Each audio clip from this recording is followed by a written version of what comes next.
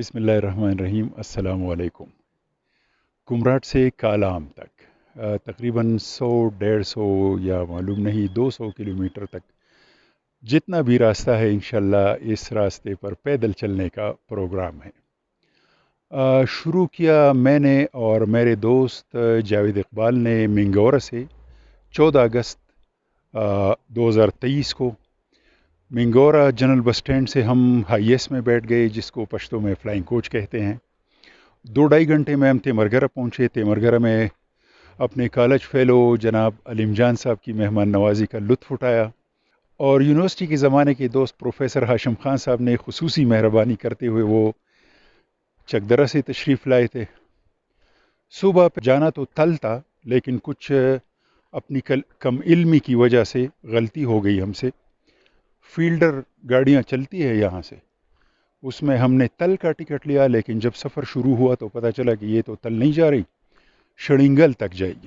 بہرحال شڑنگل میں گاڑی سے اترے تو وہاں سارے اڈے والے بتا رہے تھے کہ تل کی ڈائریکٹ گاڑی نہیں ملتی، آپ یہاں سے پتراک جائیں اور پتراک سے پھر آپ کو تل کی گاڑی مل جائے گی۔ بہرحال پتراک سے پھر ہمیں تل کی گاڑی مل گئی ہائی ایس۔ راستہ بہت اونچ نیچ والا تھا، گاڑی کے لیے بہت خراب تھا، پیدل کے لیے تو ٹھیک تھا، لیکن اس وقت ہم گاڑی میں تھے۔ تل جب ہم پہنچے تو مغرب کی اذان ہو چکی تھی، اندھیرا چھا رہا تھا۔ ہم نے نماز پڑھی اس مسجد میں اور کمراٹ کی طرف چل پڑے۔ کمراٹ میں ہماری منزل تھی شڑنگل یونیورسٹی کا گیسٹ ہاؤس۔ ہم نے پوچھا کہ بھائی یہ کہاں پہ ہے، تو بتایا گیا کہ خاص کمراٹ میں۔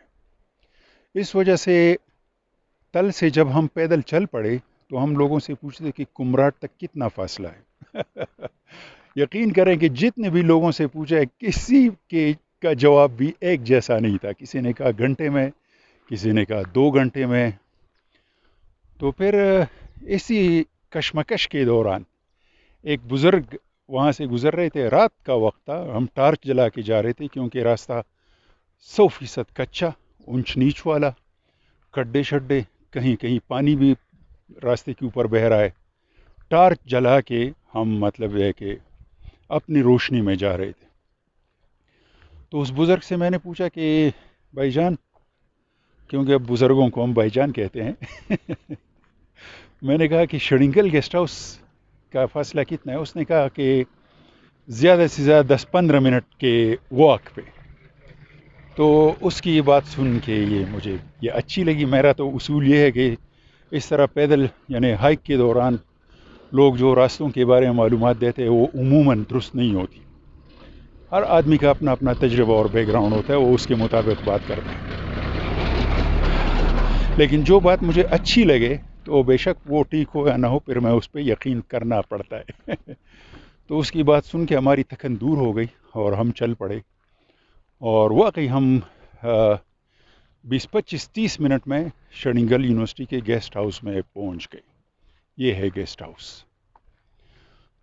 ماشاءاللہ بہت خوبصورت ہے، اور یہاں پہ فیکلٹی کے لیے 4000 پر نائٹ اور غریبوں کے لیے 6000 پر نائٹ، لیکن ہے بہت اچھی سہولت۔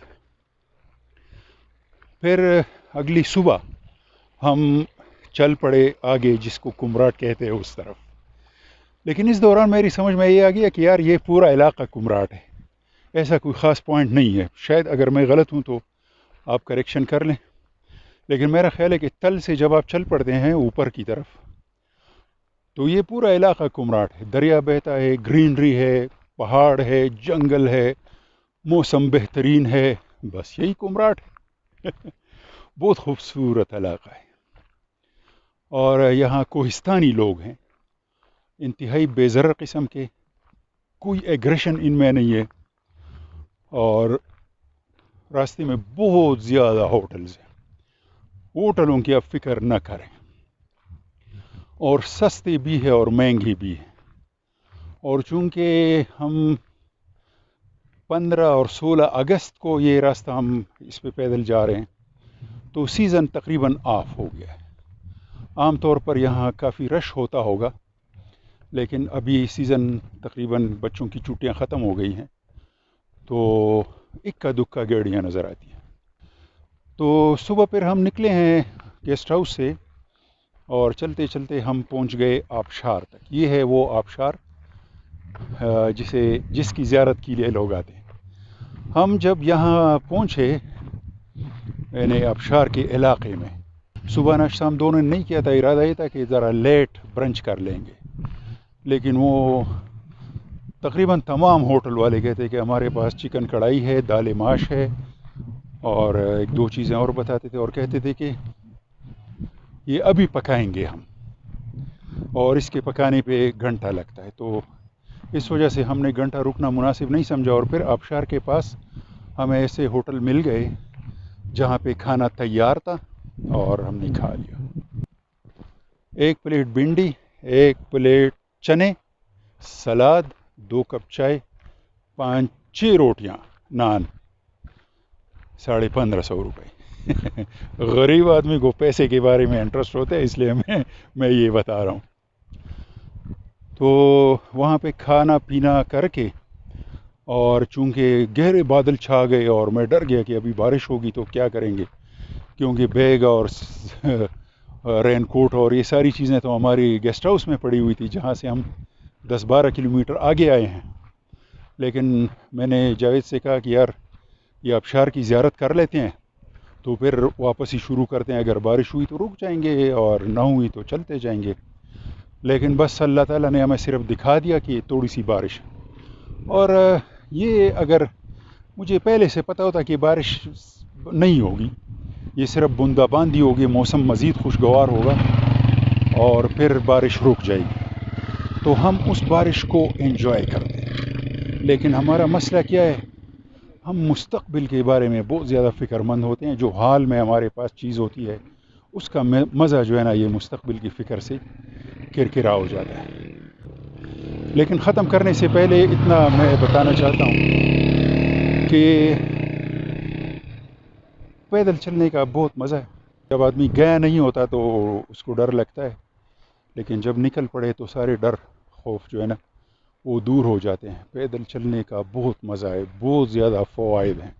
وہ جو کہتے ہیں نا کہ پاؤں کو گرم اور ذہن کو ٹھنڈا رکھو، تو ذہن ٹھنڈا رکھنے کے لیے پاؤں کو گرم رکھنا بہت ضروری ہے.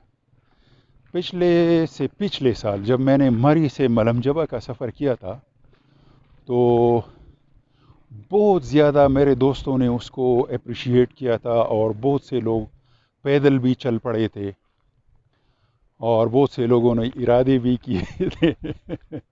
تو ابھی مجھے نہیں پتا کہ یہ سفر آگے کیا پیش آنے والا ہے، لیکن اس لمحے موجود کا مزہ بے مثال ہے. ایک اور بات میں بتانا چاہوں گا کہ یہ جو کمراٹ تک راستہ ہے نا، میکسیمم یہ 20 فٹ اس کی چوڑائی ہے. اور یہ خوبصورت شاہکار جو قدرت نے تخلیق کیا ہے، اس شاہکار کے ہم پیچھے پڑے ہوئے ہیں، کدالیں اور گینتریاں لے کے توڑ پھوڑ کر رہے ہیں، اور سیمنٹ اور مسالہ بنا کے اس کو آبادی ہم کہہ رہے ہیں، لیکن پتہ نہیں یہ آبادی ہے کہ نہیں ہے. تو کم سے کم اتنا تو ہونا چاہیے نا کہ یہ جو روڈ ہے اس کے لیے ایک 200 فٹ کا ایریا مقرر کیا جائے، اور یہ 200 فٹ کہیں نہیں جائے گا، اسی کمراٹ میں رہے گا. جن کی زمین ہے انہی کی یہ زمین رہی. لیکن اگر راستہ کھلا ہو، سیدھا ہو، مزے کا ہو، تو آپ کی باقی زمین کی قیمت بڑھے گی.